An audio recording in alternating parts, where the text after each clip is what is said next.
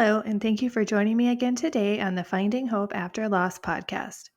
Don't forget to subscribe so you don't miss any future episodes. If you like the show, please leave a review or rating on Apple or Spotify. It only takes a moment and really helps the show reach more loss and infertility families. Today, I am talking with Arlene. She went through the infant loss of her daughter at 3 months old and then had a miscarriage. Both losses occurred when she was just 17 years old.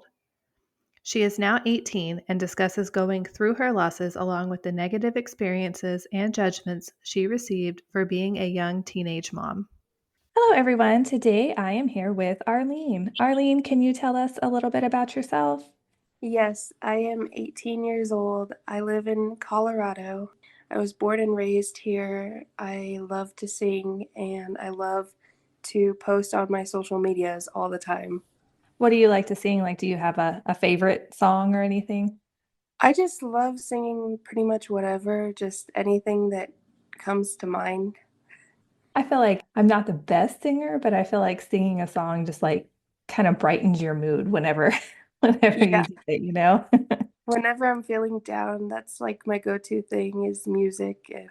Yeah, it's really nice. Being in Colorado, do you get outside very much or Yes, the winters here are pretty cold and it's gonna get snowy and stuff, but I like to get out during the summer, but it's pretty outside when in summer, so yeah. Yeah, I guess I wasn't really thinking about the whole winter aspect of it. Yeah, it gets pretty cold, the mountains, and it's just it's pretty nice though. It's pretty. So do you mind sharing a little bit about your story? Yes. So I got pregnant when I was 16 years old. I had no clue what to expect, and I just, really thought that it was going to be like a normal teen pregnancy, like you see on like the shows and the movies. And I was just, not expecting anything out of it. And so I went to my OB, my first OB appointment, and it was kind of awkward because I didn't know what to expect. And I was just going in there all like pregnant and I was just nervous.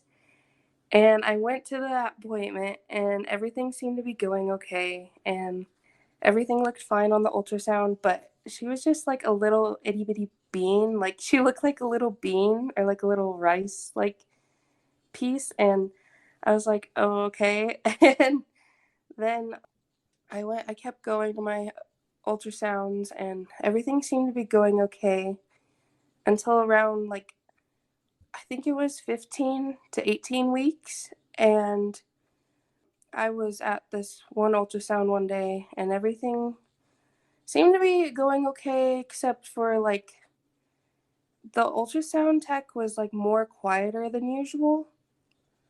And I didn't really think anything of it because I just thought maybe she's just quiet. Like, there's not, like, I didn't even think about something being wrong with the baby. So I got finished with that ultrasound and I went into the room. And I remember one of my family members that I was with was looking at the pictures of the ultrasound and was kind of questioning me about why like there was like a little black spot on the brain, and they were asking like what that was, and I was like, oh, I think it's just the brain, I didn't really think anything of it.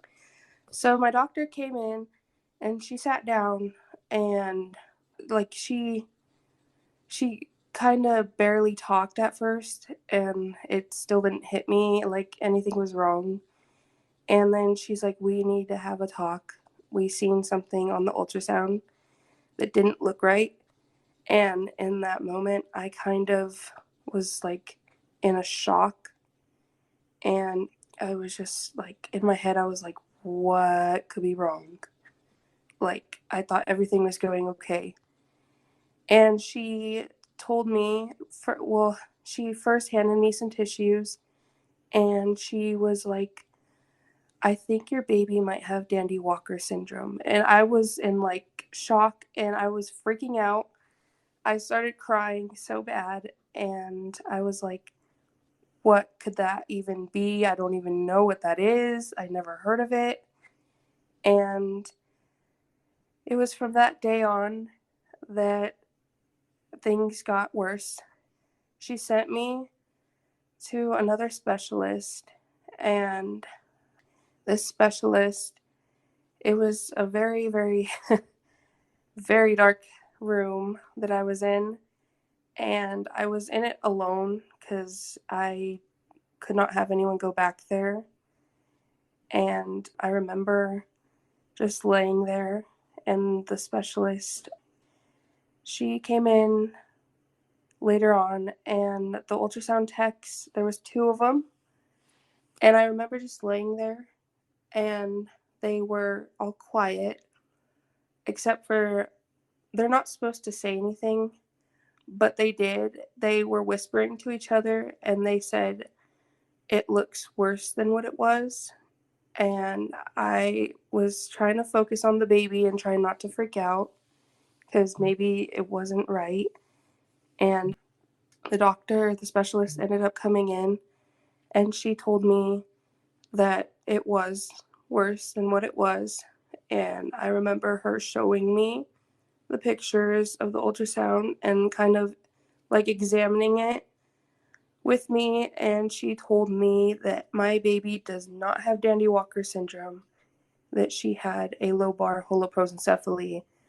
And at that point, I kind of just shut down again, and I totally spaced out what she said and how she said it, and I didn't even know how to say it. So I was just sitting there, and then she asked me if I wanted to have my family members come in with me, sit in the room with me, and I said yes.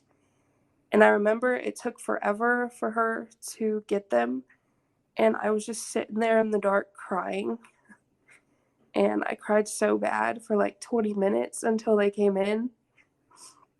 And everyone in the room was crying. And she was telling me that I should probably get an abortion, that the baby has pretty much no chance of survival.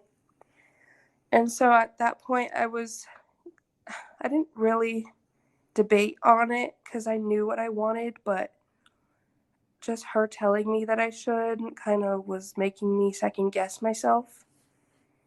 And I went to another specialist, and he said the same thing, and they were trying to do some testing and get fluid from my belly, and I denied that because I was too nervous. And he pretty much had a meeting with me and showed me babies with it that live, because usually the babies don't live and people with that do not survive. And after the meeting, he was pretty much telling me the same thing, that I should just get an abortion because the chances of her coming out alive would be little to none. And so at that point, I was just really trying to focus on her and like really not thinking about getting an abortion. I already knew what I wanted. So I went to another specialist, and at that point I was around, I think, 20 weeks. So they had me do a bunch of like testing. It was a full day of testing with like an MRI and a bunch of ultrasounds, and pretty much I got to learn a little bit more about holoprosencephaly because they dealt with babies that had it.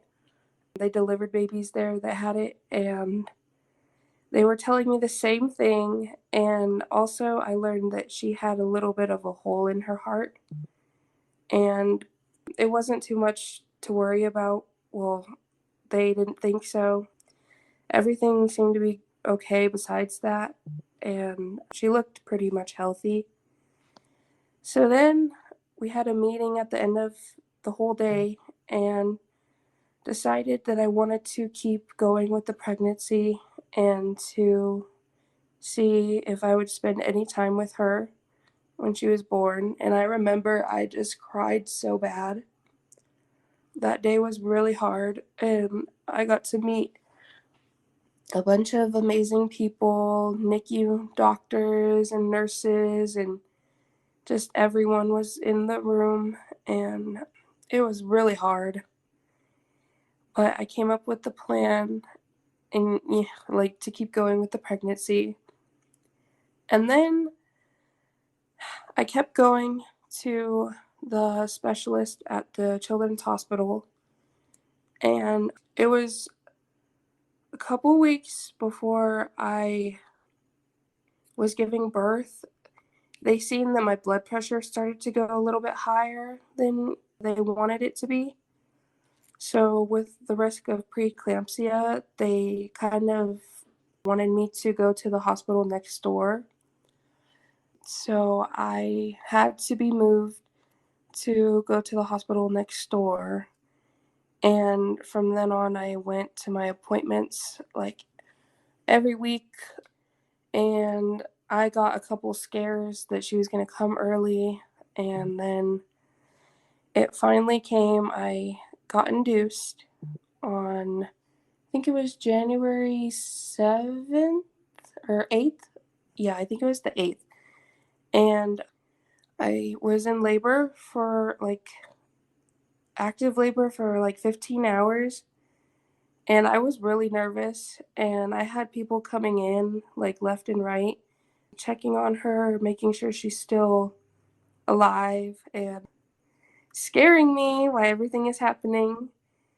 And I had this one lady, she came in and she handed me these papers, and I was like, what are these for, And she was telling me, she was like, well, I want you to choose a funeral home for your daughter. And I was sitting there looking at her, and it was all quiet. It was just me and her at the time in the room. And I just gave her like this look. And I was like, I don't feel comfortable with choosing a funeral home for my daughter or anything like that. And she was just like, well, I'm going to leave these papers with you. And if you want to choose, you can. Because obviously they were thinking that she was going to come out dead. And I had no clue what was going to happen, but I had a little bit of faith that she would be coming out alive and okay. I got my epidural and everything was going okay. And they kept checking on her, and then a little while later, they hadn't checked me in like 5 hours, and I just felt this like pressure that I needed to push, and I started pushing a little, and I called the nurse, and she came running in, and then she had to make a bunch of phone calls because no one was ready to deliver her. And I just was like, she's like coming out. Like, she started coming out, and I pushed for like not even half an hour.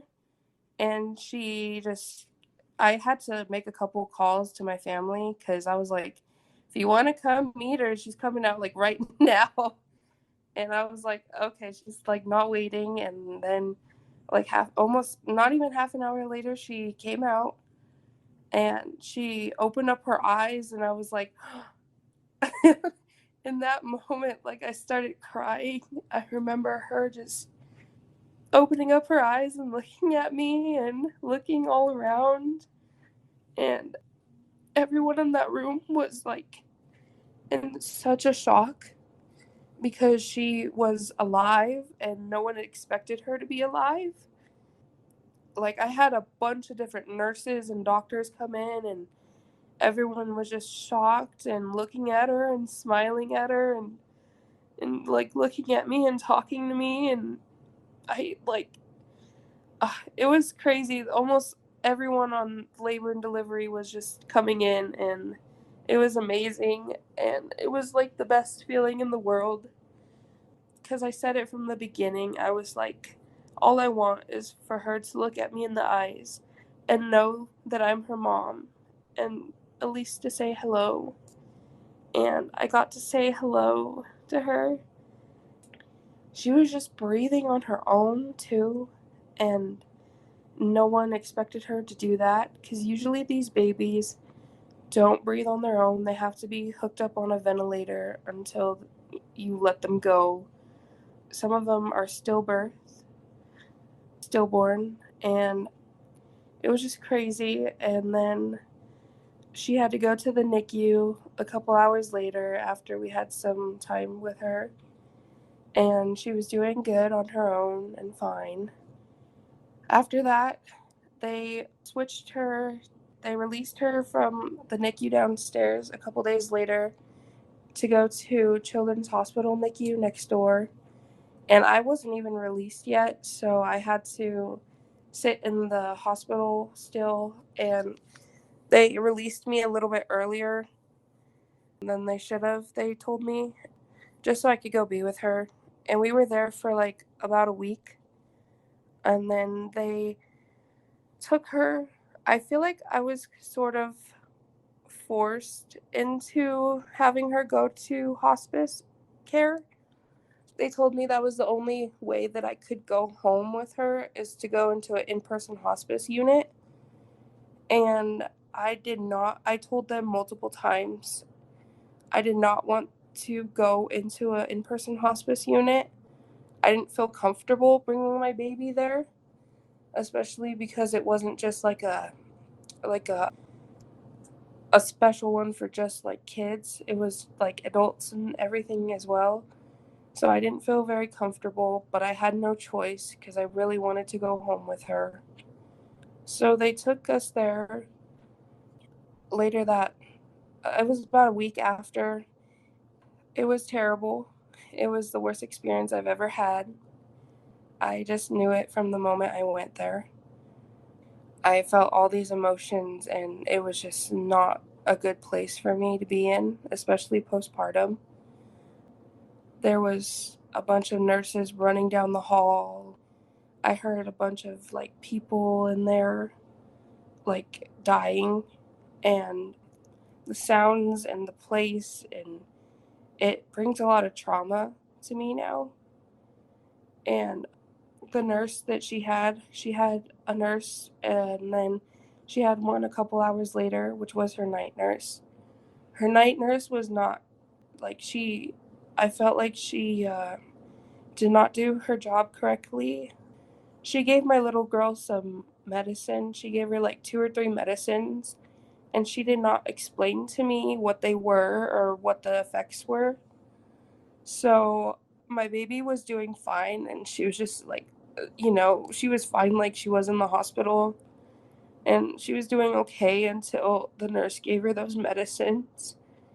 And then she did not want to wake up out of her sleep. It was like for like a whole day she didn't want to wake up.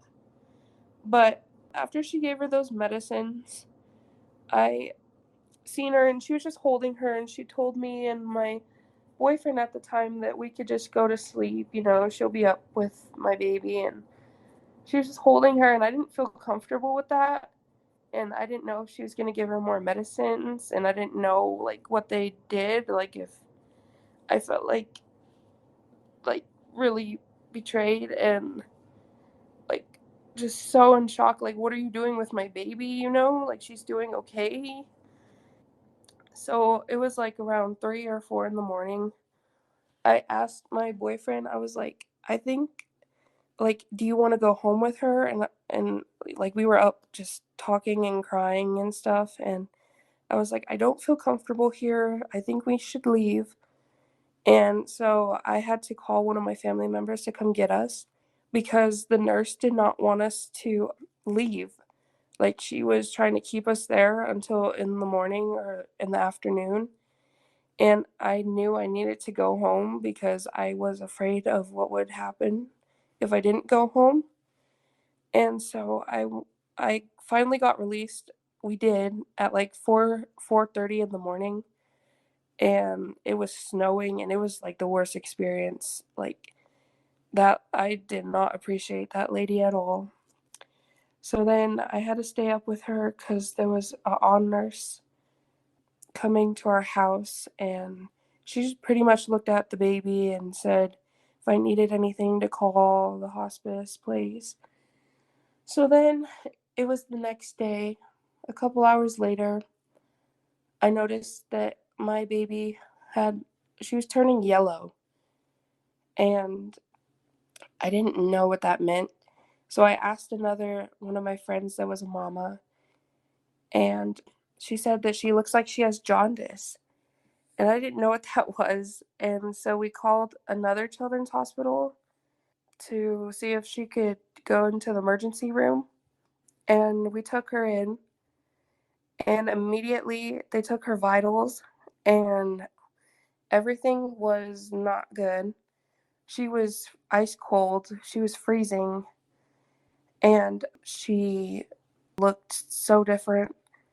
And her heart and her breathing were not good at all. So they took her away from us and into another room, and we got moved to that room a few minutes later, and there was around 20 or 30 different people in that room, and they were getting her on a CPAP mask and hooking her up to all these IVs and trying to talk to us. And I was panicking. I was like, what is wrong? And I was freaking out, and because everything seemed to be okay. And they were like, if you would have never taken her, she would have passed away shortly. And in that moment, I was just filled with all kinds of emotions. Like, I couldn't even picture her passing away at my house. And so they took her by helicopter to the other children's, and we were in the same NICU again. And they kind of questioned why we were back. And I told them and explained to them I did not feel comfortable. And I told you guys that I didn't feel comfortable bringing her into in person hospice. And then I found out she had jaundice, and they hooked her up to everything. And they were explaining it's going to be the same outcome as it would be at home with hospice. And so we lived in the NICU for like almost 2 months, and she got better. She was able to hold up her temperature. They connected her to a feeding tube through her nose. It was some pretty hard days there because she would decline on like one day, and then she would be okay the next. And then they all loved her there, though. All the nurses were so sweet, and they all wanted to be her nurse, especially the night nurses. And they couldn't make me feel any better. Like, they literally, like, they went above and beyond. I love them for that, and I became friends with one of them. They're so sweet. And it was a couple weeks later, they were kind of like debating on if they should send us home with a different hospice. And I was already like, no. I said no, and I kept saying no.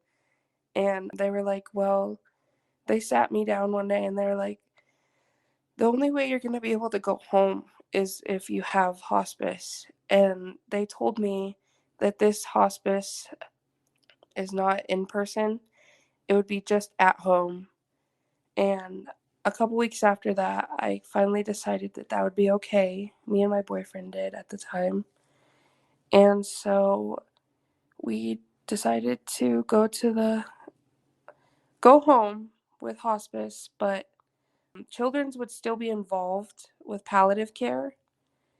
And so we decided to do that for a while, and we were at home with her, spending, however much time we had with her. And she came home with oxygen and her feeding tube and a bunch of like a bunch of all kinds of stuff like machinery. And it was worth it though. And she had an appointment like every week at a different clinic just to check on her. And she was gaining weight at the time, and everything was going okay. And I feel like all of a sudden her seizures started really just not doing good. And she decided that I guess she was declining, kind of. It was hard to watch her have seizures all that time. Like, she would just seize for like minutes to hours straight. I prayed with like every seizure that she had that she wouldn't go. It was hard because her face would turn all red and she would look like she was laughing, but it was a seizure. And the doctor said that like when babies have seizures, it's it's like a happy dream kind of to them. She would like laugh, but it wasn't her laughing, it was her seizing. And she would smile and it was her seizing, and she would like start screaming and crying. And I knew that she was in pain, and I knew that it was sorry. It was nearing the end, and me and my boyfriend at the time had to make the worst and hardest decision. And she started losing weight, and we really knew that it was time to let her go. And I really didn't want to, because I loved her so much. We had to sit down with everyone and talk with children's and her pediatrician and hospice and palliative and everyone, and we had to make a decision to let her go, and that's what we did. And children's wouldn't let us take her back to the NICU to let her go. They felt like it wasn't right for them to take her back to let her die there. And it was hard, and we had to choose the hospital that her pediatrician was at, and we were there for a couple days, and we had her last birthday party because she turned 3 months old. And I remember her lips and her eyes were all dried out, and her lips were all dried, and she looked purple and pale.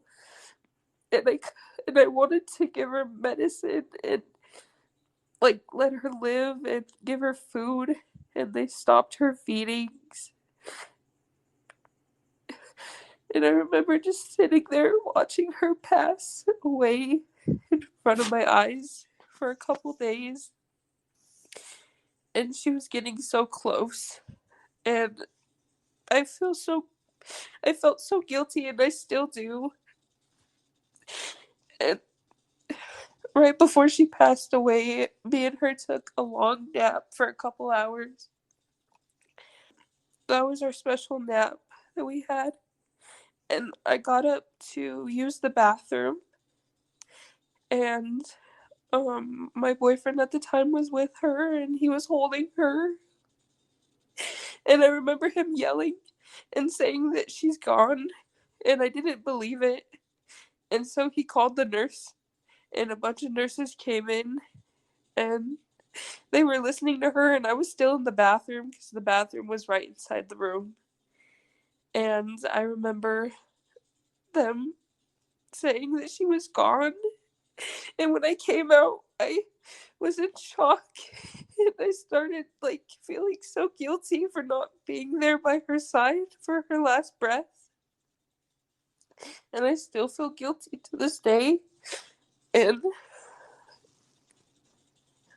we had a couple hours with her before we had to let her go to I think it was the mortuary, and we got to give her last bath, and she was all stiff and pale, and her eyes were shut, and she felt like a baby doll, and she didn't move on her own, and I was just waiting for her to make a noise or a sound, and nothing. and we left her little special monkey onesie that she loved, that we always put her in. And they called us back up to the room and told us that we couldn't leave it on her. And at that point, I knew that she was gone, like gone, gone, because usually we would always try to keep her warm. And I knew that she didn't need it anymore. And after that, we left, and it was the hardest couple weeks before we laid her down to rest. We already had the funeral arrangements in place, and I got to the funeral home and we had her a little service.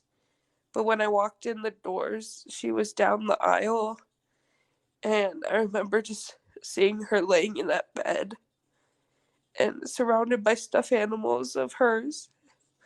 And she didn't move, and she was just so stiff.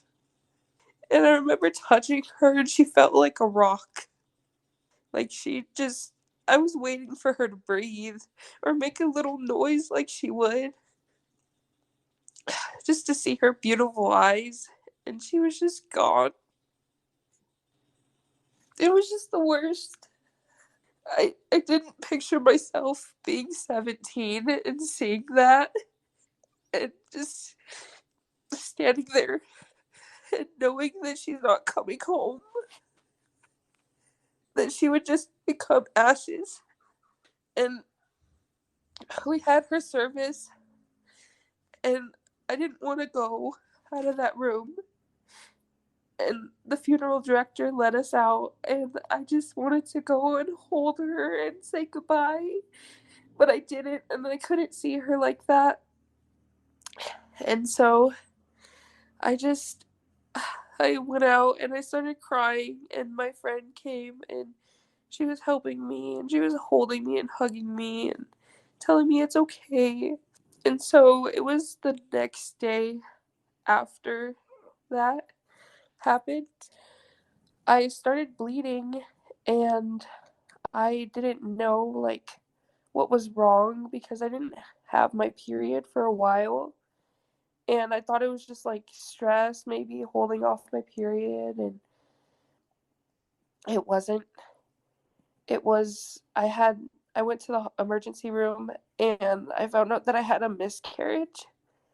They did blood work and an ultrasound, and I was having a miscarriage, and that's something I'll never forget.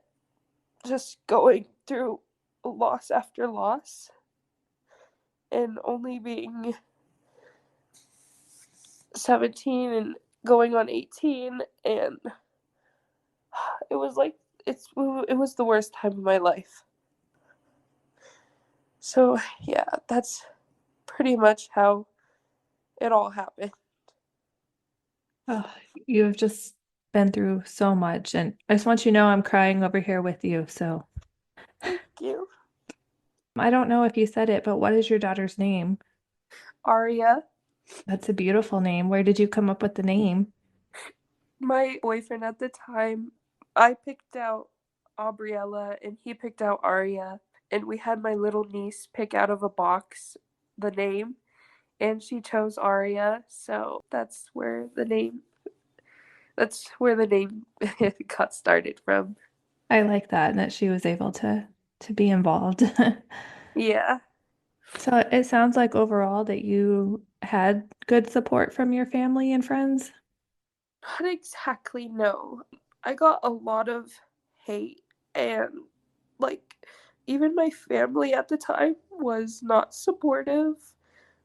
Like they were, some of them were, some of them weren't. It was like a mixture of both. And I don't think they knew like how to like handle this because no one really went through this in my family at all. So it was like a mixture of both, and there was good days and there was bad days, and it just it was hard. I felt alone a lot, and it was very tough. I'm so sorry. Thank you. It's so hard when, the people that we expect to be there for us are the ones that don't show up. Yeah, it was it was really hard. I felt like it wasn't right. Like I really needed support system, and a couple of my close family members were, you know, pretty supportive, but some of them weren't, and it was just a mixture. Were there any other places that you turned to like to help with your grief? Yes, I started posting on TikTok. I posted this video explaining like a doctor's appointment that I had and an ultrasound appointment that I had. And at the time, I thought it was lobar holoprosencephaly, so that's what I posted. And there was so many people commenting and liking, and it just kind of blew up. And it was at like, I think, over 1 million views. And people started commenting and liking my videos and just trying to talk to me, trying to message me and make me feel better. And a lot of people that had kids with that were telling me their stories, and it made me feel a little better, but it also kind of made me feel worse because I didn't know what to expect, and some of them said that they did not have good outcomes, and it made me like more scared but better because I feel like I had people, you know? Mhm. And that's where I started posting was TikTok, and more people started following me and following my journey. Yeah, I feel like I had a good support system, but there were a lot of negative people on there, as there are on any platform. Some of them were not nice and saying I shouldn't be young and pregnant and saying I should just get an abortion. And then when Aria was born, I posted her and they were making fun of her, some of them, and making like stickers out of her face and Okay, I calling her, hate people. yeah, calling Sorry. her ugly and saying that I should have just gotten an abortion, what a mistake that I had, and making me feel even worse because I was sitting there as she was like in pain and just seeing all this, and it like made me really upset, and I did go off on some people, and I did get hate because I went off on people, but I'm standing up for my kid, and I think that was more important than what they thought. Yeah, who cares what they think? Yeah. I don't understand people. I mean, I don't like just if you don't, I mean, like they always say, if you don't have something nice to say, just don't say it. Keep going. Yes, We don't need your exactly. comments. Exactly. And that's how, but a lot of people on there did stick up for me too. It was like 50-50. But yeah, I feel like it was just terrible. People are just so mean, and like why would you talk about a little baby? And she was just so precious and sweet, and she didn't do anything wrong to them, and I just didn't understand. Well, I'm really sorry that happened to you. I mean, I know that just added to everything. Yeah, it did. It added more to my plate, and then when I posted, I hid my miscarriage for a while because I was just going through that loss, you know. And when I finally posted about my miscarriage, I got even more hate on that, telling me, how did you have a miscarriage right after she was gone? And just a bunch of hate. But then I had my supporters too. And it was just, yeah, it's still like people still hate on me and ask me like why did I let her go, and just a bunch of crazy stuff. You know, it's something I would never wish upon anybody, and they should just be very, very glad that they do not know what it feels like. Yeah, it's something I never wish upon my worst enemy to go through. I wouldn't I really wish I could just stop like all these babies like passing away and stuff, and it's just not right. They didn't do anything, and they didn't deserve to be gone. No, I agree. It's far too many of them. And, Yeah, once you become part of the lost community, you find out really how many there really are. yeah, there's a lot, and I had no clue until I started posting on social media. And I feel like finding a place where I could go to, and even though I was like the youngest out of everyone I've ever talked to, it just made me feel a little better sometimes, and it still does. I feel like people think that loss can't happen to people that are young. Like they I think, oh, it only happens to like older people. I feel like that too. Like people always like ask like how old I am, and they're like, "Oh, you're so young," and I'm like, "Yeah, I'm young, and I didn't even have no clue." Like I didn't have any clue like it could happen to me when I'm this young, and I just people get shocked. Do you feel like you were treated differently at any of the like hospitals or anything because of your age? Yes, like especially when it came time to talk about like hospice, and I feel like I was forced into it kind of in a way because I was so young, and maybe they couldn't think like maybe they didn't think I could handle her just because she had so many things that needed to be taken care of, like her feeding tube and oxygen and all kinds of appointments. And I don't know, I just feel like I was treated way differently than like a 30-year-old would be with a medically complex baby. Yeah, I don't think that's right at all because obviously you loved your daughter and I think you would have done anything for her. And I think, you're perfectly capable of doing what is needed to be done to take care of her. Yes, I would have done anything, and I like tried to explain to the doctors and stuff like I love her and I'll do any I literally did say I would do anything for her, and I still feel like I was treated differently, and that's something I still think about to this day. Like if I was 30 and that would have happened, what would it have looked like?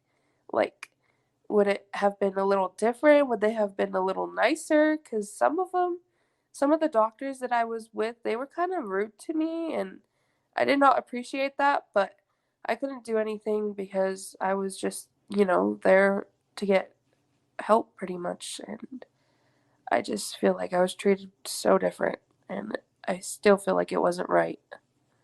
Yeah, and especially, the one you mentioned about feeling uncomfortable at the hospice and then them not explaining things to you. And then that was just, I'm glad you got out of there.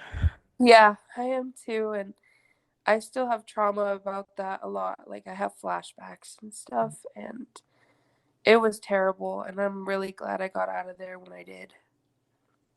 Yeah, sometimes I think we have a hard time like listening to our instincts about things, but it sounds like you were able to listen.